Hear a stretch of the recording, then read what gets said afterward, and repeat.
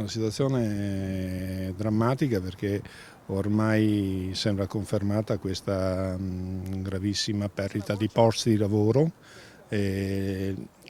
Diciamo un'azienda, l'Artoni, che finanziariamente non riusciva più a stare sul mercato, ha tentato una cessione dell'impresa alla società Fercam, acquisizione che doveva essere in queste settimane e che invece all'ultimo momento ha visto, diciamo, il ritiro della proposta economica. E così, sfumato il progetto di acquisizione da parte di Fercam, sono centinaia i posti di lavoro a rischio nel Veneto, 100 solo a Padova. In via Inghilterra i dipendenti e i collaboratori dell'azienda di trasporti Artoni si sono organizzati in presidio, non si aspettavano lo stop alla trattativa, una mazzata, e davanti a loro adesso c'è l'ombra della disoccupazione. Sì, ormai Artoni nel corso dell'ultima settimana ha movimentato ben poco, nel corso di questa assolutamente nulla, è praticamente ferma. I sindacati sperano ancora che Fercam riapra il tavolo della contrattazione,